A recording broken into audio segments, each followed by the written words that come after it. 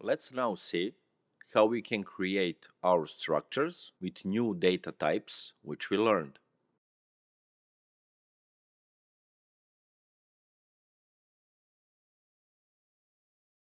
In this example, we created a new structure, person. That structure will have two attributes, where first we'll have data type string and second we'll have data type slice of integers. Let's now create new object with data type person.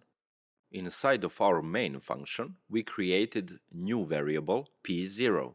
That variable will have data type person and that object will have pointer. First value inside of our object will be David and second value will be slice of integers with three new values. Now, when we print our new object, we will get output like this.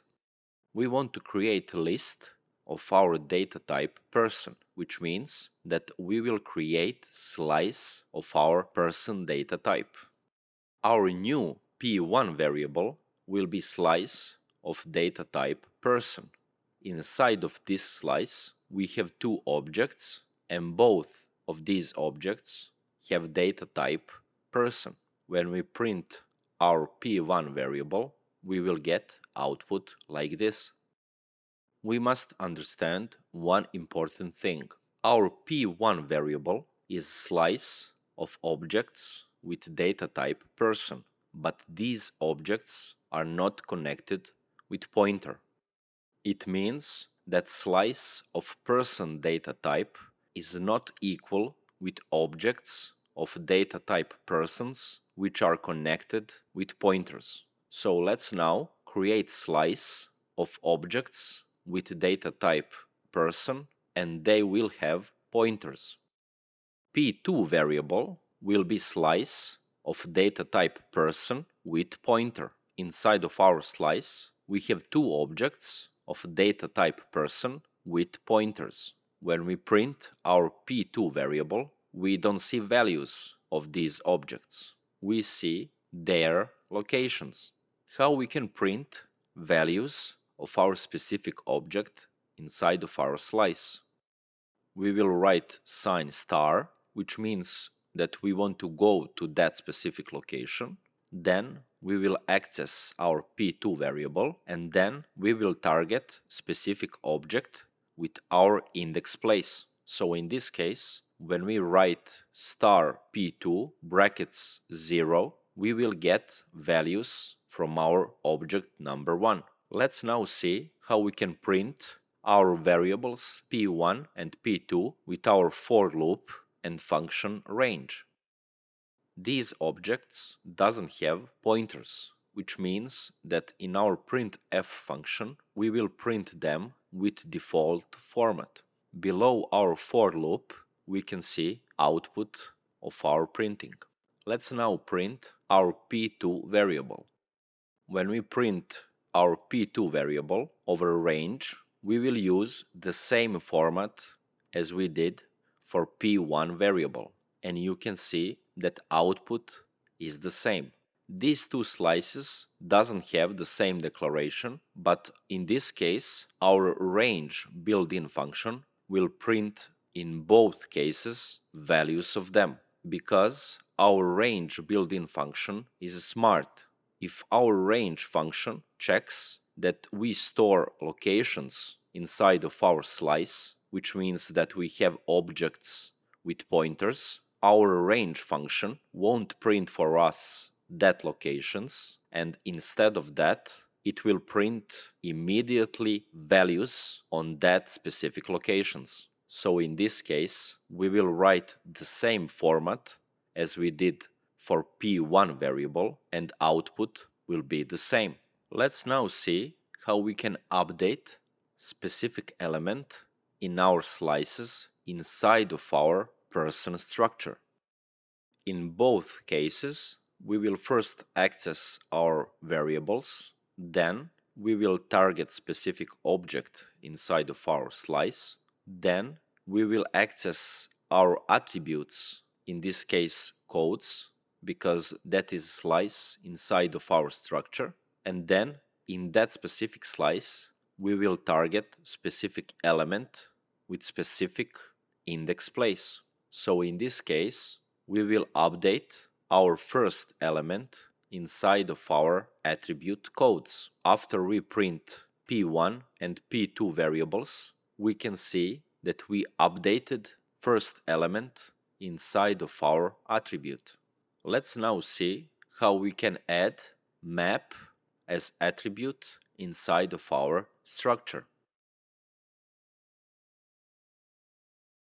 We will create new structure user. Our second attribute will be connections, and that attribute will have data type map, where our keys will be strings and our values connected with those keys will be integers 32. Let's now create new object of data type user. In this case, we created p0 variable as data type user with pointer. We see that our first value is David and second value is map with format string integer 32, where keys inside of our map are Fred and Ryan, and we have specific integer numbers for these keys. When we print our p0 variable, we can see the output. Let's now create slice of our users. In this case, we created a new variable p1, and that variable is slice of data type user. Inside of this slice, we have two new objects. We want to print this slice with our for loop and with our range function. We printed our map over our range function, and we can see each attribute inside of our each object. We can also see index place for our objects. We want to know how we can update specific key inside of our specific object which exists inside of our slice. We access our p1 variable, then we target specific object.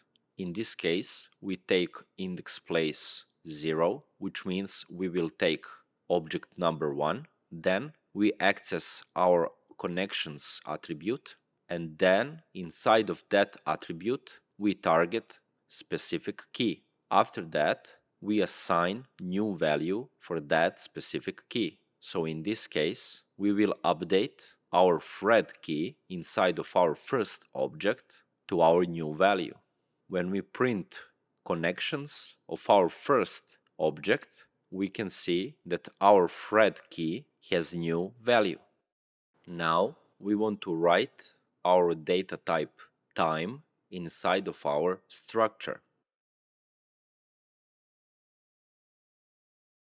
We will create new structure meeting where our first attribute will be ID as data type string and second attribute will be date as data type time. We will use our time data type from our time package. Inside of our main function, we will create new object as data type meeting. In this case, we won't create our time as new variable. Instead of that, we will pass value of our now function from time package as a second value inside of our meeting object. When we print our p0 object, we can see the output. Let's sleep for 1 second inside of our main function and then create list variable where we will have a slice of data type meeting with pointer. Our new variable list will be slice of data type meeting with pointer. First object inside of this slice will be p0 variable. Then for second object inside of our slice, we will create new object of data type meeting with pointer. We can print our slice to see the output of our values of those two objects. We can see IDs of our objects and we can see specific time which we assign to our date attribute inside of our objects. Let's now create more complex combinations of our new structures.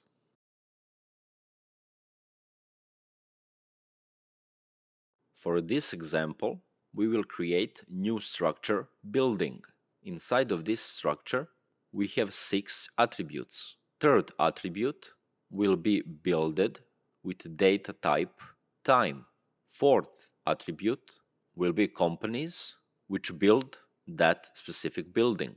Data type for that attribute will be slice of strings. Sixth attribute will be apartments of data type map, where our keys will have data type integer and our values for these keys will have data type boolean. In this sixth attribute, we want to assign specific number of apartment and we want to know if that specific apartment is rented. That's why we set up these data types inside of our map. Let's now create new object of our new structure building. First, inside of our main function, we will create specific time. But now we won't use our now function from our time package. We want to specify specific moment which already happened, and then we want to parse that specific time into specific format. So now our p1 variable will have a value of our d1 time in specific format. In this case, that format will be RFC3339. So let's now create our new variable with data type building. Our new b variable will have data type building with pointer. Here you can see which values for specific attributes we assign as new values. Let's print specific attributes of our b variable. In this case, we printed our builded attribute so we can see new format of our specific time which we assigned to our b variable. Also, we can see the output of our apartments attribute, which is data type map, and we can see values of that map. Let's now create another example.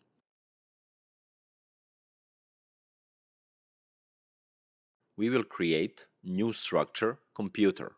This structure will have 7 attributes. Fifth and sixth attributes will be maps, and seventh attribute will be slice of strings. Let's now create new object of data type computer inside of our main function. We created new c variable as data type computer with pointer. We can see which values we assigned for our first 4 attributes. We have ID, we have a name of our processor, we have a name of our motherboard, and we have a number of our RAM slots. Then we assigned new map where we described how many RAM memory we have in each slot in our machine. In our first slot, we have 16 gigabytes. For second, we have 8. For third, again we have 16. And for fourth, we have again 8.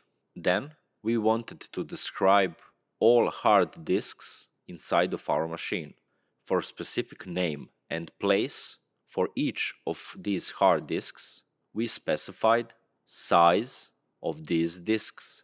At the end, we describe as a slice of strings all systems which we have inside of our machine.